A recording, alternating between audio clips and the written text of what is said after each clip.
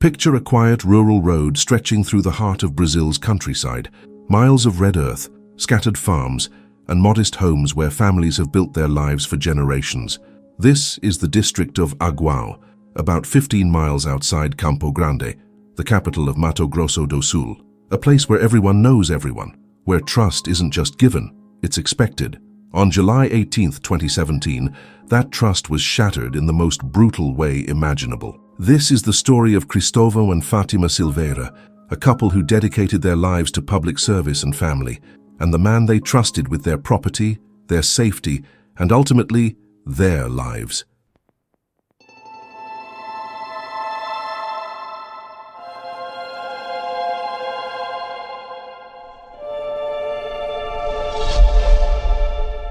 Cristóvão Silveira wasn't just any resident of Campo Grande. For 15 years across 5 separate terms, he served as a city councilman. From 1997 to 2012, he championed legislation that protected the everyday citizen. Seatbelt enforcement laws, regulations ensuring school cafeterias served nutritious meals to children. Small victories, perhaps, but meaningful ones. At 65, Cristóvão had earned his retirement. He and his wife Fátima had been married since 1982, 35 years of partnership. They'd raised 2 children together. Fátima, 56, had studied tourism, but devoted herself primarily to her family. Those who knew them described a couple deeply in love, looking forward to finally celebrating their marriage in a civil ceremony after decades together. They owned a small ranch, a chácara as it's called in Brazil, about 15 miles from the city, a weekend retreat, a place to escape the noise of urban life, fruit trees, open space, the kind of property that requires upkeep. So they hired a caretaker. His name was Rivelino Mangelo. Rivelino was 45 years old, a father of 10 children from different relationships. He lived on the property with his wife of 13 years, a woman who used a wheelchair and depended on expensive medications and prosthetics. The Silveiras, true to their generous nature, helped pay for these medical expenses. Rivelino had worked for the couple for some time. He knew their routines. He had keys to every building. He knew when they'd arrive, when they'd leave, what valuables they kept on the property. But according to what would later emerge, Rivelino harbored resentment. He would claim that Cristóvão was aggressive toward him, that he humiliated him in front of family members, that threats had been made. He said this treatment intensified after an incident involving Rivelino bringing a woman who wasn't his wife onto the property. Whether these grievances were real or manufactured, we may never fully know. What we do know is that sometime in the second week of July 2017, Rivelino began planning something unthinkable. Rivelino didn't act alone. He pulled in his nephew, Diogo André Almeida, and confided in at least 2 of his sons, 19-year-old Rogério and 20-year-old Alberto. Cell phones later recovered by investigators contained audio recordings, Rivelino's own voice, discussing the crime before it happened. This wasn't a crime of passion. This wasn't a sudden eruption of violence. This was calculated, premeditated.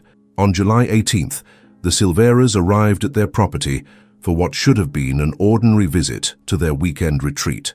What happened next is almost too disturbing to describe, but it must be told to honor the memory of Cristóvão and Fátima.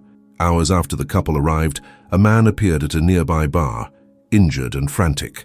It was Rivelino. He claimed that 7 armed men had invaded the property and attacked everyone there.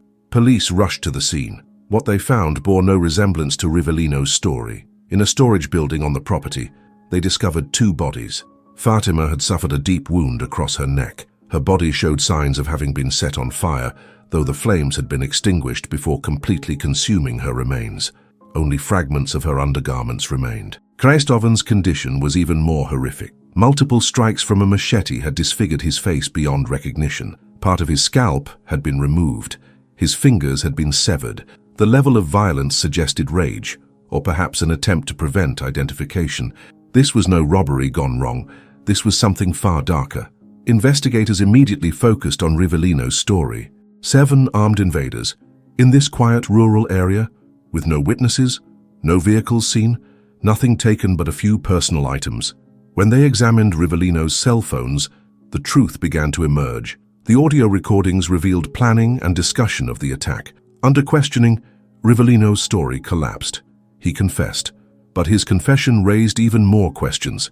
He admitted his involvement and identified 3 others: his nephew Diogo and his 2 sons, Rogerio and Alberto. According to Rivellino's account, he and Diogo had planned the attack a week in advance. Both had participated directly in ending Fatima's life, using both a blade and fire. Rogerio had also struck her with a machete.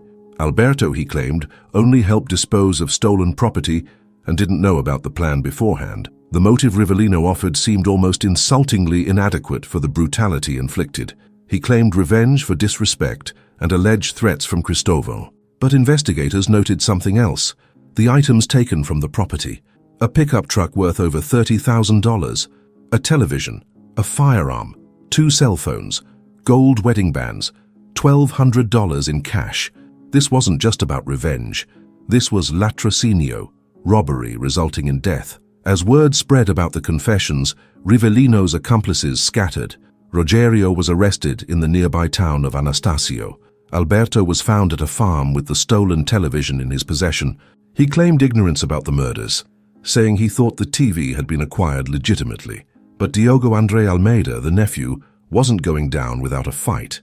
On July 19th, just 1 day after the murders, police tracked Diogo to a vehicle traveling on Highway BR-262 near a road called Estrada da Bocaina.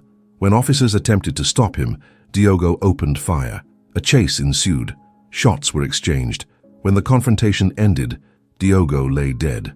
Another suspect who'd been in the vehicle with him escaped into the surrounding countryside and was never identified. Another of Rivellino's sons, Rivaldo Núñez Mangelo, was also suspected but wasn't located at the time. Years later, records would show he was imprisoned for robbery, though his exact role in the Silveira case remains unclear. On July 20th, just 2 days after the murders, Rivellino and Rogerio appeared before a judge. Their temporary detentions were converted to preventive custody. They would await trial behind bars. On July 26th, 8 days after the murders, the state prosecutor's office held a crime scene reconstruction. Rivellino and Rogerio were brought back to the property to walk investigators through exactly what happened. They demonstrated how they'd ambushed the couple, where the attacks occurred, how they'd attempted to cover their tracks. That same day, the Silveira family held a memorial mass, the traditional seventh-day observance. Fatima had been buried wearing the dress she'd planned to wear for her civil marriage ceremony, a ceremony that would never happen. On August 2nd, formal charges were filed. The wheels of justice began to turn. The trials that followed resulted in severe sentences. Rivellino Mangelo received 48 years in prison plus 1 year of detention, along with fines. He was convicted of latrocinio, desecration of corpses, destruction of evidence, and receiving stolen property. Rogerio Núñez Mangelo received 45 years for his role in the latrocinio. Alberto was acquitted of the more serious charges, though he faced lesser accusations of receiving stolen property and helping the others avoid arrest. He was released on August 30th, 2017. Records suggest Rivaldo may have received a sentence around 44 years, though details remain uncertain. The Silveira case represents something more than statistics in a crime report. It's a window into the darkest aspects of human nature: betrayal, greed, and violence perpetrated by someone who was supposed to protect, not destroy. Cristóvão Silveira spent years of his life making his community safer. He fought for seatbelt laws. He made sure children had healthy food at school. Small battles, maybe, but battles worth fighting. Fátima Silveira dedicated her life to her family and her community. She showed kindness even to the family of the man who would ultimately take her life. They trusted Rivellino Mangelo. They employed him. They helped his disabled wife. They offered him not just a job, but a form of security in an economically challenging region. And he repaid that trust in the most unimaginable way. What makes this case particularly haunting isn't just the brutality, though that's certainly shocking enough. It's the premeditation, the involvement of family members, the careful planning captured in audio recordings, the cold calculation behind acts of unspeakable violence. Today, the property on Highway MS-080 stands as a grim reminder. The community of Aguao, those 50 families who live their lives in that quiet district, will never forget July 18, 2017. And perhaps that's fitting. Perhaps we shouldn't forget, because cases like this remind us that evil doesn't always arrive as a stranger in the night. Sometimes it lives in your guest house. Sometimes it eats at your table. Sometimes you pay its bills and never see it coming. Cristóvão and Fátima Silveira deserved so much better than the end they received. They deserved the peaceful retirement they'd earned. They deserved to finally have that civil ceremony. They deserved to grow old together, surrounded by family in the home they'd built. Instead, they got Rivellino Mangelo. And while he'll spend the rest of his life in prison, that's cold comfort for the children who lost both parents in a single day, for the community that lost a dedicated public servant, for everyone who trusted someone they shouldn't have. The next time you hire someone to watch your property, to have access to your home, to be part of your daily life, remember the Silveiras. Do your research, trust your instincts, and understand that sometimes the greatest danger doesn't come from strangers. Sometimes it comes from the people we trust most.